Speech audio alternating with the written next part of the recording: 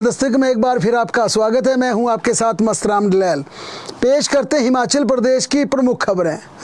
बादल फटने के कारण आई बाढ़, भूस्खलन से बुरी तरह प्रभावित मंडी जिला के सिराज क्षेत्र के अति दुर्गम प्याला डेजी गांव तक बचाव दल पहुंचने में आखिरकार कामयाब हो गया, क्योंकि इस क्षेत्र का संपर्क पूरी तरह से इस दुनिया से कट चुका था।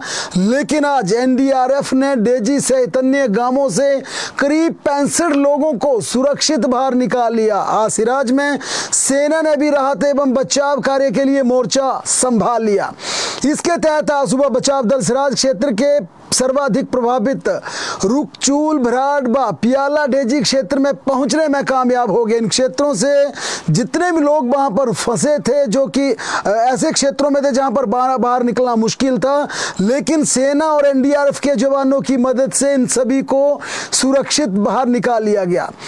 थुनाग से ये गांव करीब 7-8 किलोमीटर दूरी पर स्थित है और यहां पर पहुंचना बेहद मुश्किल हो गया था। यहां के सारे रास्ते पूरी तरह से तहस नहस हो चुके थे, पूरा नामो निशान रास्तों का मिट चुका था। इस कारण टीम को प्रभावित लोगों तक पहुंचने में कई तरह की कठिनाइयां पेश आई। इस आपदा का सामना कर रहे प्रभावित परिवारों के लिए राजकीय वरिष्ठ माध्यमिक पाठशाला बगस्याड़ में राहत शिविर स्थापित किया गया। यहां पर उनके भोजन सहित रहने की व्यवस्था की गई है। मंडी जिला के पंडो के डियोड में राष्ट्रीय राजमार्ग पर लगातार पहाड़ी से पत्थर गिरने के कारण मार्ग अवरुद्ध हो गया है। भारी मात्रा में भूस्खलन हो रहा है, जिसके चलते यातायात पूरी तरह से ठप हो गया है। सुबह से ही पहाड़ी से पत्थर गिरने का सिलसिला जारी है। इससे हाईवे पर दोनों तरफ लंबा जाम लग रहा है। लोग परेशान होकर सुरक्षित स्थानों पर रुकने के लिए मजबूर हो चुके हैं। प्रशासन और एनएचआई की टीमें मौके पर पहुंच गई हैं और मार्ग को बहाल करने का प्रयास किया जा रहा है। शिमला के कसुमटी बाढ़ के परिमहल इलाके में जीवाणु कॉलोनी में भूस्खलन हो गया। कॉलोनी में एम्बुलेंस रोड के धंसने से यहां 3 मकानों को खतरा पैदा हो गया। सड़क धंसने से एक मकान का मलबा मकान के भीतर तक पहुंच गया। मकान में 2 परिवार रहते हैं। प्रशासन ने इस भवन को खाली करवा दिया है। वहीं सड़क के ऊपर की तरफ 2 बहुमंजिला मकानों को खतरा पैदा हो चुका है। यानी कि अब भी प्रदेश में बारिश, जिस प्रकार से तेज बारिश कुछ क्षणों के लिए हो रही है, उसमें सड़कें धंसने लगी हैं, पेयजल आपूर्ति ठप होने लगी है और कमोबेश ये स्थिति किन्नौर, लाहौल स्पीति और भरमौर जनजातीय क्षेत्र को छोड़ दी जाए तो प्रदेश के अन्य क्षेत्रों में भूस्खलन का दौर जारी है। और सबसे बड़ी चिंता वाली बात है कि हिमाचल प्रदेश में फिर से मौसम का रेड अलर्ट जारी कर दिया है। मौसम विज्ञान केंद्र ने 6 जुलाई यानी कि रविवार के दिन रेड अलर्ट जारी किया है। 6 जुलाई को कांगड़ा, मंडी और सिरमौर में रेड अलर्ट, यानी कि इस दिन बड़े स्तर पर बारिश, फ्लैश फ्लड, लैंडस्लाइड और कई घरों को खतरा हो सकता है। क्योंकि जो सोमवार की रात 30 जून की रात बड़े स्तर पर मंडी जिला में नुकसान हुआ था, इससे पहले कांगड़ा में हुआ था, उस दौरान कुछ क्षण के लिए रेड अलर्ट जारी किया गया था। 2-3 घंटों के लिए रेड अलर्ट जारी किया था। इससे पहले 2023 में जब कुल्लू में भारी आपदा आई थी, उस दौरान भी 2 दिन का रेड अलर्ट था। संभवतः वो तिथि 8-9 जुलाई 2023 की थी। और इस बार जब पीछे 30 जून को कुछ घंटों के लिए रेड अलर्ट था, उसी दौरान प्रदेश के विभिन्न हिस्सों में 18 से 20 हिस्सों में बादल फटने से तहस नहस पूरी व्यवस्था हुई।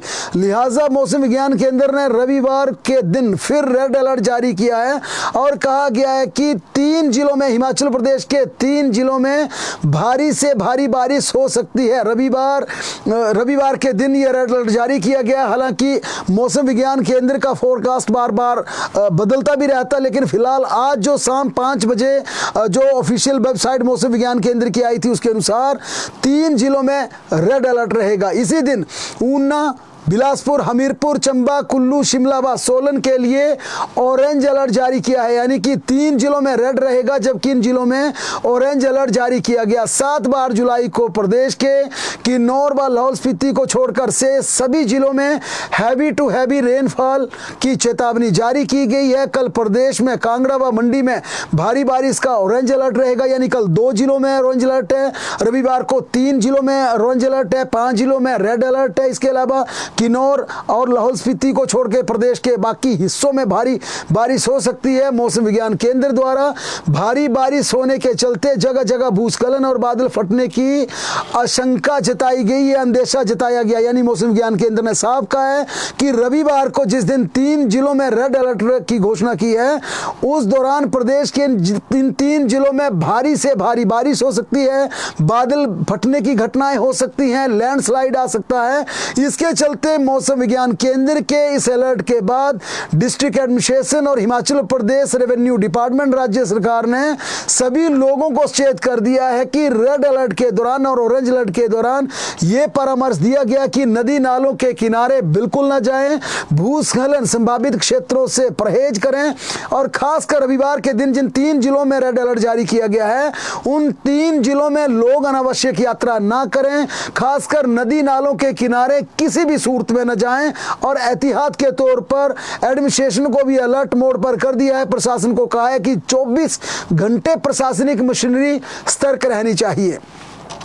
मुख्यमंत्री सुखविंदर सिंह सुक्खू ने आज मीडिया से बातचीत करते हुए आपदा प्रभावित परिवारों को राज्य सरकार की ओर से 5,000 तक का मासिक किराया देने की घोषणा की है। मुख्यमंत्री ने कहा कि कोई भी ग्रामीण क्षेत्रों में, चाहे प्रदेश के किसी भी हिस्से में जो इस बरसात में आपदा में प्रभावित हुआ हो, जिनके मकान में दरारें आई हो, मकान बह गए हों, वे तमाम लोग अगर ग्रामीण क्षेत्रों में, चाहे वो अपने रिश्तेदारों के घरों में या पड़ोसियों के घरों में अगर वे रहना चाहते हैं, तो इसकी एवज में 5,000 रुपए तक का किराया उन परिवारों को प्रति माह राज्य सरकार देगी। इसके अलावा उनके खाद्यान्न सामग्री यानी कि उनके खाने की व्यवस्था भी राज्य सरकार करेगी। इसके लिए खाद्यान्न सामग्री भी राज्य सरकार मुहैया करवाएगी। इसके लिए डिस्ट्रिक्ट एडमिनिस्ट्रेशन को आदेश जारी हो गए हैं। उन्होंने कहा कि प्रदेश में भारी बरसात व बादल फटने की घटनाओं से अब तक 700 करोड़ का हिमाचल प्रदेश में नुकसान हो चुका है। मुख्यमंत्री ने कहा कि उनकी आज गृह मंत्री अमित शाह से भी आपदा को लेकर विस्तार से चर्चा हुई और केंद्रीय गृह मंत्री ने हिमाचल प्रदेश में हर संभव सहायता का आश्वासन दिया। इसके अलावा हिमाचल प्रदेश में जल्द एक केंद्रीय टीम भी भारत सरकार ने भेजने की बात कही है कि जल्द नुकसान का आकलन करने के लिए एक सेंट्रल टीम हिमाचल प्रदेश का विजिट करेगी। मुख्यमंत्री ने कहा कि आज मुख्यमंत्री कार्यालय में डिप्टी सीएम मुकेश अग्निहोत्री, तकनीकी शिक्षा मंत्री राजेश धर्मानी और डिप्टी स्पीकर विनय कुमार सहित अन्य विधायकों के साथ आपदा को लेकर महत्वपूर्ण चर्चा की गई, जिसके बाद हमने ये निर्णय लिया गया कि आपदा के लिए विशेष पैकेज भी सरकार देगी। इसके अलावा तुरंत आज ये निर्णय लिया गया कि लोगों को तुरंत अपने पड़ोस में या रिश्तेदारों के ग्रामीण क्षेत्रों में अगर कोई किराए का कमरा या मकान लेना है, उसके लिए 5,000 रुपए प्रति माह सरकार किराया भी देगी और खाद्यान्न सामग्री भी उपलब्ध करवाएगी। मुख्यमंत्री ने कहा कि मानसून सीजन में अभी तक 69 लोगों की दुखद मृत्यु हो चुकी है, 100 से ज्यादा लोग घायल हैं, जबकि 37 लोग अभी भी लापता। यानी कि जो 30 जून की भारी बारिश हुई थी जिसमें मलबे के साथ लोग बह गए थे, अभी भी 37 लोग हिमाचल प्रदेश में। मुख्यमंत्री ने कहा कि ऑफिशियल जो आधिकारिक पुष्टि डिस्ट्रिक्ट एडमिनिस्ट्रेशन की है, 37 लोग अभी भी लापता है। मुख्यमंत्री सुखविंदर सिंह सुक्खू ने नेता प्रतिपक्ष जयराम ठाकुर के बयान पर पलटवार करते हुए कहा कि पिछले कल सुबह उन्होंने जिस प्रकार से उन्होंने कहा कि जयराम ठाकुर ने कहा कि 6 फोन मुख्यमंत्री को किए, लेकिन मुख्यमंत्री ने एक फोन भी नहीं उठाया। इस पर मुख्यमंत्री सुखविंदर सिंह सुक्खू ने कहा कि मेरी पिछले कल ही जयराम ठाकुर से बात हुई थी। उन्होंने कहा कि यह बयान बिल्कुल गलत है, जिस प्रकार से उन्होंने बयानबाजी की है वो बिल्कुल सरासर गलत है। मुख्यमंत्री ने कहा कि चाहे तो इसके लिए उनकी कोई भी टेलीफोन कॉल की डिटेल दे सकता है। मेरी बाकायदा जयराम ठाकुर से बात हुई थी और इस बातचीत में हमने आपदा पर चर्चा की थी। उन्होंने कहा कि अब जयराम ठाकुर झूठ बोले तो मैं क्या करूं। उन्होंने कहा कि मुख्यमंत्री मुकेश अग्निहोत्री और कई अधिकारियों के साथ भी उनकी पिछले कल बात हुई थी। ऐसे में जयराम ठाकुर जिस प्रकार के उन्होंने बात कही है कि मैं फोन नहीं उठाता हूं, ये बिल्कुल गलत है, सरासर गलत है। इसके लिए मेरी टेलीफोन की कॉल की डिटेल देखी जा सकती है, जिसमें यह स्पष्ट हो जाएगा कि मेरी बात हुई थी या नहीं हुई थी। मुख्यमंत्री सुखविंदर सिंह सुक्खू ने सांसद कंगना रनौत को लेकर पूछे गए सवाल पर कहा कि इस पूरे मामले में सांसद सांसद कंगना रनौत को जयराम ठाकुर से बात करनी चाहिए। उन्होंने कहा कि आपदा के दौरान राजनीति नहीं होनी चाहिए, बल्कि सभी को मिलजुल कर प्रभावित लोगों की सेवा का मौका मिला, हमें सेवा करनी चाहिए। मुख्यमंत्री ने कहा वे जंजैली गए थे लेकिन वहां नहीं पहुंच पाए क्योंकि मौसम खराब था। उन्होंने कहा कि जल्द इस क्षेत्र का दौरा किया जाएगा। उन्होंने कहा मौसम साफ होते ही सेना के हेलीकॉप्टर के माध्यम से प्रभावित क्षेत्रों में राहत सामग्री और खाद्यान्न सामग्री पहुंचाई जाएगी। उधर गृह मंत्री अमित शाह ने आज सुबह मंडी जिला में प्राकृतिक आपदा में हुए नुकसान के आंकलन और उसकी पूरी फीडबैक लेने के लिए भारतीय जनता पार्टी के वरिष्ठ नेता प्रतिपक्ष जयराम ठाकुर से फोन पर बातचीत की। केंद्रीय मंत्री ने ताजा हालात और बचाव कार्यों को लेकर जयराम ठाकुर से विस्तार से बात की। पूर्व मुख्यमंत्री जयराम ठाकुर ने कहा कि एनडीआरएफ के अलावा सेना के जवानों की एक टुकड़ी पहुंच गई है और दुर्गम इलाकों में राशन तथा जरूरी सामान पहुंचाने में सेना जुटी हुई है। उन्होंने एनडीआरएफ, एसडीआरएफ, स्थानीय पुलिस और होमगार्ड जवानों की ओर से दी जा रही सेवाओं की सराहना करते हुए कहा कि पूरी तरह से मुस्तैदी से काम चल रहा है। उन्होंने कहा कि लापता लोगों की तलाश जारी है, टीमें जगह जगह पहुंच चुकी हैं और खुद वे व्यक्तिगत रूप से जिला प्रशासन के संपर्क में है। जयराम ठाकुर ने कहा कि सुबह ही बख्तियार पहुंचकर उन्होंने जल शक्ति, बिजली और लोक निर्माण विभाग के अधिकारियों से प्रगति रिपोर्ट को लेकर निर्देश जारी किए हैं। जयराम ठाकुर ने कहा संचार सेवाओं को दुरुस्त करने में जुटी तमाम कंपनियों के अधिकारियों से भी मौके पर बात की गई है और जल्द ही नेटवर्क को एस्टेब्लिश कर दिया जाएगा। उन्होंने कहा कि हमारी प्राथमिकता इस समय दूर दराज के क्षेत्रों में फंसे लोगों को बाहर निकालना और लापता लोगों की तलाश करना है। सभी टीमें तालमेल से काम कर रही है और इन स्थानीय लोगों के साथ लगातार फीडबैक लेकर हम आगे बढ़ रहे हैं। इसी बीच जयराम ठाकुर से शहरी विकास एवं केंद्रीय ऊर्जा मंत्री मनोहर लाल खट्टर ने भी बात की और उन्होंने कहा कि हिमाचल प्रदेश के मंडी में हुए नुकसान के लिए केंद्र सरकार, उनका मंत्रालय मंडी जिला के प्रभावित क्षेत्र की हर संभव सहायता करने के लिए तैयार है और उन्होंने आश्वासन दिया कि इसके लिए तरह तरह की जो भी वहां दिक्कतें आ रही हैं उसके निपटारे के लिए केंद्र पूरी तरह से हिमाचल प्रदेश के साथ खड़ी है। मंडी जिला के अलग अलग भागों में भारी बारिश से हुई तबाही के बाद प्रभावित क्षेत्रों की सुध लेने के आरोपों पर सोशल मीडिया पर ट्रोल हो रही सांसद कंगना रनौत ने अपना स्पष्टीकरण दिया। कंगना ने अपने फेसबुक अकाउंट पर जारी एक पोस्ट में लिखा कि हिमाचल प्रदेश में लगभग हर साल बाढ़ से होने वाली तबाही को देखना दिल दहला देने वाला होता है। कंगना ने आगे लिखा कि मैंने मंडी के सिराज और अन्य इलाकों में बाढ़ प्रभावित इलाकों में पहुंचने का प्रयास किया, लेकिन नेता प्रतिपक्ष जयराम ठाकुर ने मुझे सलाह दी कि अभी तक प्रभावित इलाकों तक पहुंच बहाल नहीं हो पाई है, इसके चलते कुछ इंतजार करें। उन्होंने कहा आगे उन्होंने लिखा कि डीसी मंडी ने भी आज रेड अलर्ट जारी किया है। इस पर अधिकारियों की मंजूरी मिलने का उन्हें इंतजार है और जल्द वे मंडी पहुंचेंगी। बहरहाल इस पूरे मामले को लेकर अब सोशल मीडिया पर ट्रोल होते ही अब अलग तरह की एक सियासी जंग छिड़ गई है, जिसे लेकर अब कांग्रेस की तरफ से भी चुटकी ली जा रही है। हालांकि पिछले कल जयराम ठाकुर ने जिस प्रकार से भावुकता के साथ अपना बयान दिया था, उन्होंने मीडिया के पूछे सवाल पर कहा था कि हमें जीना मरना अपने लोगों के बीच है, यही रहना है, हमारा इन लोगों से कंसर्न है, इसलिए हम हैं। जिनका कंसर्न नहीं है उसके बारे में मैं क्या टिप्पणी कर सकता हूं, मैं क्या बोल सकता हूं। यह मीडिया का पूछा सवाल था जिस पर जयराम ठाकुर ने कहा और आज इस पर सांसद कंगना ने ट्वीट करके जिस प्रकार से बात कही, यानी उनका कहने का ये अभिप्राय था कि मैं मंडी आने का प्रयास कर रही थी, लेकिन मुझे नेता प्रतिपक्ष जयराम ठाकुर ने कहा था कि यहां पर अभी तक सामान्य परिस्थितियां नहीं है, आप इंतजार कीजिए। उन्होंने डीसी मंडी पर भी लिखा कि डीसी मंडी ने आज रेड अलर्ट जारी कर दिया, इसके चलते उन्हें डिस्ट्रिक्ट एडमिनिस्ट्रेशन की अप्रूवल का इंतजार है कि डिस्ट्रिक्ट एडमिनिस्ट्रेशन उन्हें जब कहेगा आने के लिए वे तब आएंगी। लेकिन इस पूरे बयान को लेकर अब तरह तरह के कमेंट और तरह तरह की प्रतिक्रियाएं शुरू हो चुकी हैं। खराब मौसम के चलते स्कूल शिक्षा निदेशालय ने कुल्लू जिला में बरसात की छुट्टियों में बदलाव कर दिया है। इस बार कुल्लू के स्कूलों में 18 जुलाई से 12 अगस्त तक बरसात की छुट्टियां की जाएंगी। इससे पहले यह शेड्यूल 20 जुलाई से 12 अगस्त का था, यानी अब बरसात की छुट्टियां फोरकास्ट को देखते हुए, डिस्ट्रिक्ट एडमिनिस्ट्रेशन की फीडबैक को देखते हुए 2 दिन पहले कुल्लू के सरकारी स्कूलों में छुट्टियां घोषित करने का फैसला लिया गया है। बताया जा रहा है कि खराब मौसम और अलर्ट के चलते डिस्ट्रिक्ट एडमिनिस्ट्रेशन एजुकेशन की फीडबैक के बाद स्कूल निदेशालय ने यह निर्णय लिया है। बाकी जिलों में पहले की तरह छुट्टियां रहेंगी, जिसके तहत अधिकतर ग्रीष्मकालीन स्कूलों में बरसात की छुट्टियां 12 जुलाई से 12 अगस्त तक 32 दिन की होंगी। इसके अलावा ग्रीष्मकालीन के कुछ क्षेत्रों जिसमें नालागढ़, फतेहपुर, नगरोटा, सूरिया, इंदौरा, पामटा साहिब, काला अम्ब और ऊना जिला में बरसात की छुट्टियां 3 अगस्त से 12 अगस्त तक 10 दिन की होंगी। वहीं विंटर क्लोजिंग स्कूलों में 7 अगस्त से 12 अगस्त तक 6 दिन की बरसात की छुट्टियां रहेंगी। ट्राइबल एरिया किन्नौर, पांगी, भरमौर व चंबा जिला में 7 अगस्त से 12 अगस्त तक मानसून ब्रेक रहेगा। विभागीय शेड्यूल के अनुसार लाहौल स्पीति में बरसात की छुट्टियों का इस बार कोई प्रोविजन नहीं किया गया है। आपदा में शिक्षकों की छुट्टियां रद्द करने के बाद अब शिक्षक संघ ने कई तरह के सवाल खड़े कर दिए हैं। अखिल भारतीय राष्ट्रीय शैक्षिक महासंघ के पूर्व प्रांत महामंत्री डॉक्टर मामराज पुंडीर ने सरकार से डिजास्टर मैनेजमेंट एक्ट 2005 के तहत जारी आदेशों पर दोबारा से विचार करने की मांग उठाई है।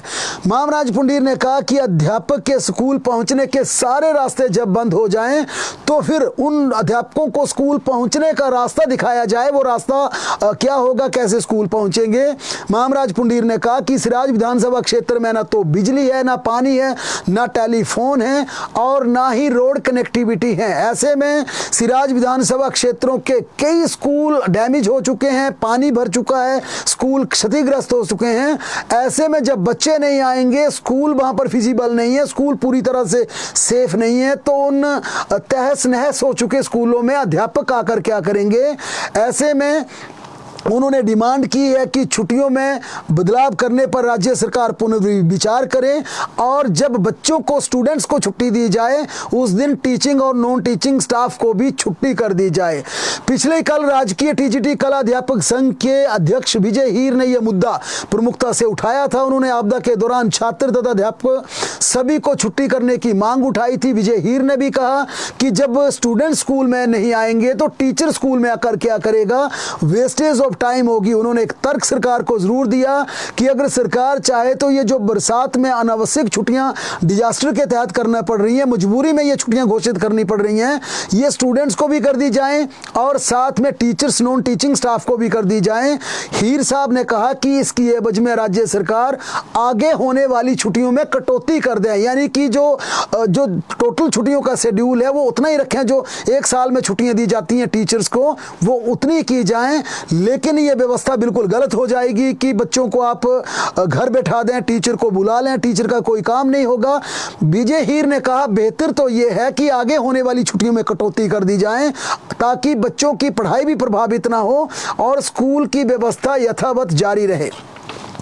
प्रदेश में लगातार हो रहे हादसों को देखते हुए सरकार ने बड़ा फैसला लिया। अब राज्य में नदी और नालों के समीप बनाए गए स्कूलों व कॉलेज को शिफ्ट किया जाएगा। इसके लिए सरकार ने जिला उपनिदेशकों को ऐसे स्कूलों व अन्य शिक्षण संस्थानों की पहचान करने के निर्देश जारी किए हैं। वहीं एक हफ्ते के भीतर सरकार ने इसकी रिपोर्ट भी तलब की है। दरअसल अब सरकार सुरक्षा के मद्देनजर शिक्षण संस्थानों का सर्वे करवाएगी, जिसमें यह देखा जाएगा कि आपदा की दृष्टि के चलते डेंजर जोन में कितने शिक्षण संस्थान है, कितने भवन बने हैं।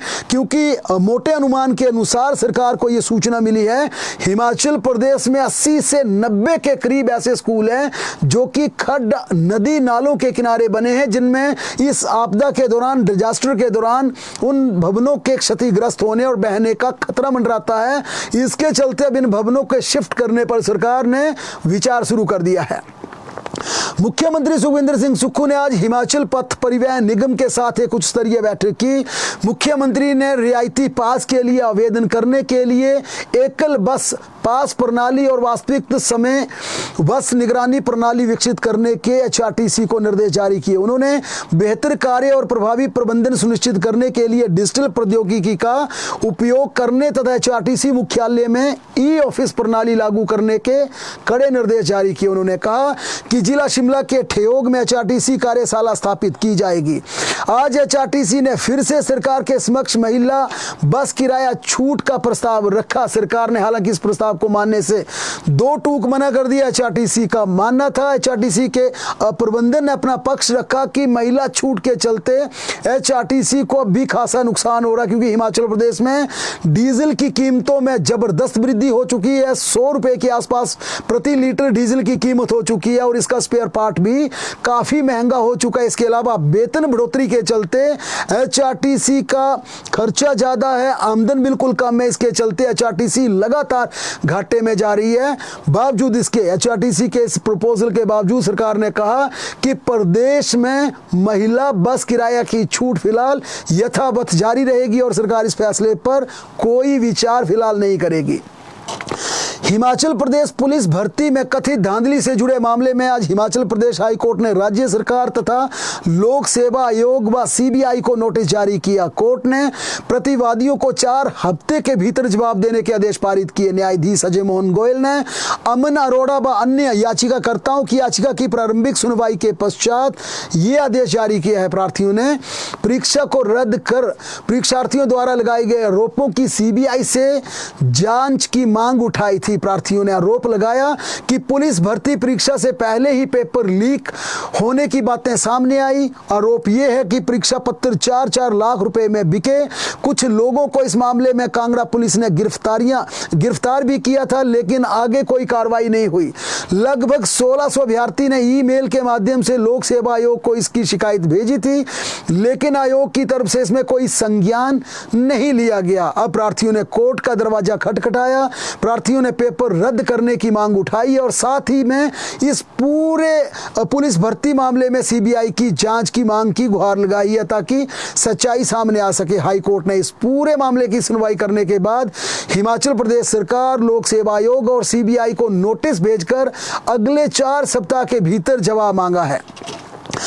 हिमाचल प्रदेश हाई कोर्ट ने याचिकाकर्ता की पदोन्नति इंक्रीमेंट मामले में राज्य सरकार को 6 हफ्ते के भीतर निर्णय लेने के आदेश पारित किए हैं। न्यायाधीश ज्योत्सना रिवाल दुआ की अदालत ने कहा कि जब किसी मामले में कानूनी मुद्दा पहले ही सुलझा दिया गया हो तो कल्याणकारी राज्य से उम्मीद की जाती है कि वह अपने कर्मचारी के अभिवेदन पर उचित समय के भीतर विचार और निर्णय ले, बजाय इसके कि उसे अनिश्चित काल तक लंबित रखे और कर्मचारियों को अपनी शिकायत के निवारण के लिए मजबूरन अदालत का दरवाजा खटखटाना पड़े। याचिकाकर्ता ने हेड टीचर की पद पर पदोन्नति की नियमित तारीख से पदोन्नति इंक्रीमेंट और सभी परिणामी लाभों की मांग को लेकर विभाग के समक्ष आवेदन दायर किया था, लेकिन विभाग की ओर से इस पर कोई निर्णय नहीं लिया गया।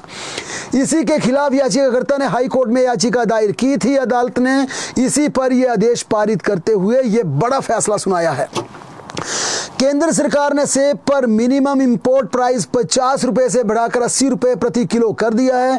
50% इंपोर्ट ड्यूटी पहले की तरह ली जाती रहेगी, यानी अब एमआईपी और इंपोर्ट ड्यूटी को मिलाकर सेब पर कुल 130% शुल्क देना होगा।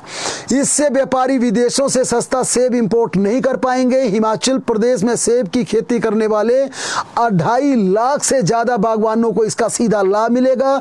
इसके अलावा जम्मू कश्मीर, उत्तराखंड के बागवानों को भी इस फैसले का सीधा लाभ होगा।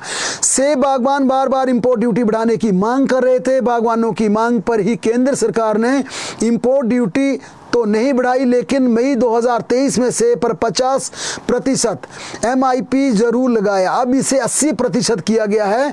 वहीं भारतीय जनता पार्टी के प्रदेश प्रवक्ता चेतन ब्राक्टा ने केंद्र सरकार के एमआईपी को 50 रुपए से 80 रुपए करके सेब उत्पादकों के लिए बड़ी राहत देने पर केंद्र सरकार का धन्यवाद किया। आज उन्होंने बाकायदा प्रेस को ब्रीफ करते हुए कहा कि इससे हिमाचल प्रदेश के सेब उत्पादकों को बहुत बड़ा लाभ मिलेगा। उन्होंने कहा इस निर्णय से न केवल विदेशी सेब का अंधाधुंध इंपोर्ट रुकेगा, बल्कि स्थानीय सेब उत्पादकों को अब अपनी खेती के अपने सेबों के उचित दाम और पर्याप्त मंडी मिल जाएगी।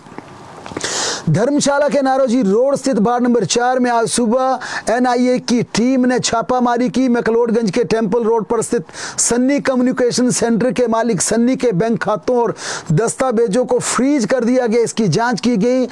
Sunny ward number 4 Naoroji road McLeodganj में रहते हैं। वे सन्नी कम्युनिकेशन सेंटर का संचालन करते थे और मॉस्को यानी रूस निवासी विदेशी महिला के साथ उन्होंने विवाह किया था, जो लंबे समय से धर्मशाला में रह रही थी। सूत्रों के अनुसार क्रिस्टन पहले बॉर्डर क्रॉसिंग जैसे अवैध कार्यों में संलिप्त रही है। पिछले कई दिनों से खुफिया एजेंसियों पर सन्नी पर कड़ी नजर बनी हुई थी। एनआईए की टीम चंडीगढ़ से सुबह आज 4 बजे धर्मशाला पहुंची। इसमें 10 से 12 अधिकारी शामिल थे। फिलहाल जांच जारी है और आधिकारिक मामले को लेकर अभी तक हालांकि कुछ स्थिति स्पष्ट नहीं हुई है, लेकिन जांच में इतना सामने आया है कि यह दंपत्ति लगभग 10 से 11 लाख अमेरिकी डॉलर लेकर धर्मशाला पहुंचे थे। लौटने के कुछ समय बाद ही सन्नी ने धर्मशाला के अलग अलग हिस्सों में काफी प्रॉपर्टी बनाई, काफी जमीनें खरीदी। इसी महीने 2 मई को मैक्लोडगंज में एक बड़ी मोबाइल और संचार उपकरणों की दुकान उन्होंने शुरू की।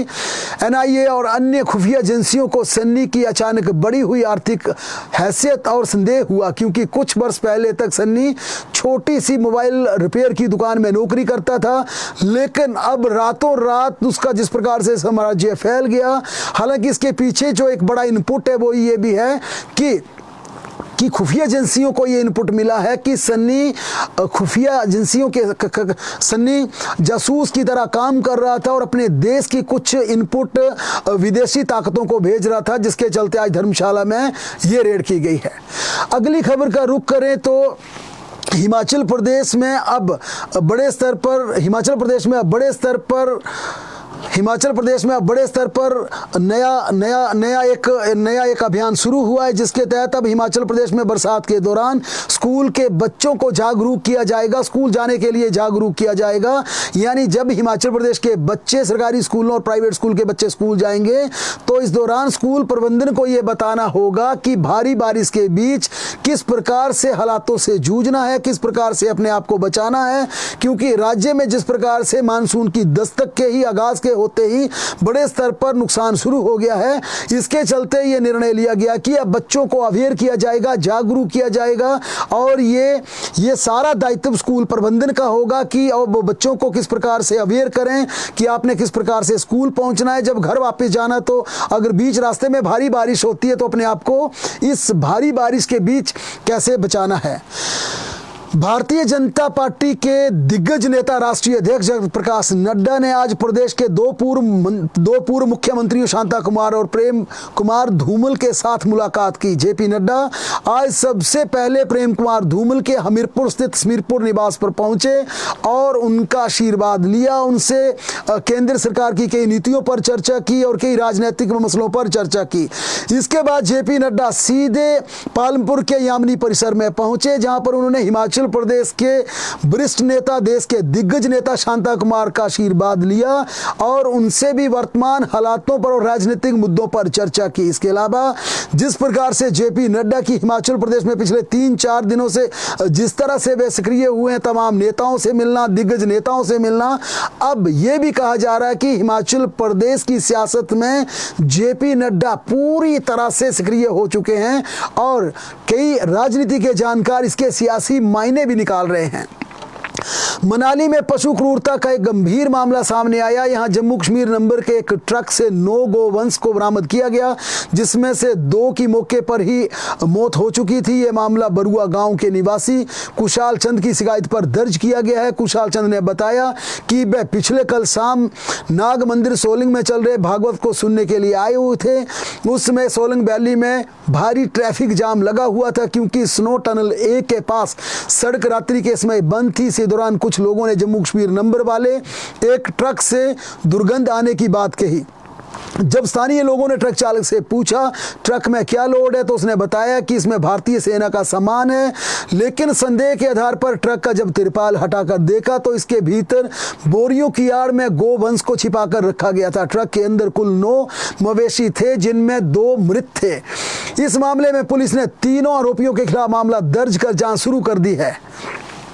कांगड़ा जिला में देह व्यापार का भंडाफोड़ हुआ है। यह मामला टांडा मेडिकल कॉलेज के पास स्थित एक गेस्ट हाउस में सामने आया, जहां पुलिस ने छापेमारी कर एक महिला और अन्य 2 युवतियों को सुरक्षित बाहर निकाला है। कांगड़ा पुलिस को सूचना मिली थी कि उक्त गेस्ट हाउस में बाहरी राज्यों की लड़कियों को लाकर देह व्यापार करवाया जाता है। इस पर पुलिस ने कार्रवाई करते हुए 2 अलग अलग टीमें गठित की। दोनों पुलिस टीमों ने बीती रात संयुक्त रूप से गेस्ट हाउस में रेड की, छापा मारा। छापेमारी के दौरान पुलिस ने पंजाब के मनीमाजरा की रहने वाली 35 साल की एक महिला को गिरफ्तार किया है। इसके अलावा युवतियों को वहां से निकाला है। ऊना जिला में आज एक महिला की संदिग्ध मौत का सामने आया और मृतिका की मां रजनी देवी ने बताया कि उसकी बेटी ममता की जिन हालातों में दुखद मौत है, जिस प्रकार से उसका शव बरामद हुआ है, उससे ये मामला सीधे तौर पर हत्या का लगता है। उन्होंने आरोप लगाया कि उसके पति, देवर और ससुराल वालों ने संभवतः उसकी जान ली होगी। घटना पुलिस थाना महतपुर के तहत बडहर की है। मां रजनी देवी ने आरोप लगाया कि 2 जुलाई की रात करीब 10 बजे बेटी ने फोन कर बताया कि उसका पति विंदर और देवर रवि शराब के नशे में उससे मारपीट कर रहे हैं और उसे जान से मार देने की धमकी दे रहे हैं। मां ने बताया उनकी बेटी ममता की शादी 2020 में बडहर निवासी बिंद्र कुमार से हुई थी। शुरुआती दिनों में सब कुछ सामान्य था, लेकिन बेटी के मां बनने के बाद ससुराल वालों ने व्यवहार बदल लिया। पुलिस ने शिकायत के आधार पर पति और देवर के खिलाफ आपराधिक मामला दर्ज कर जांच शुरू कर दी है। बहरहाल प्रदेश की तमाम बड़ी खबरों के लिए जुड़े रहें हमारे साथ, देखते और पढ़ते रहें हिमाचल दस्तक।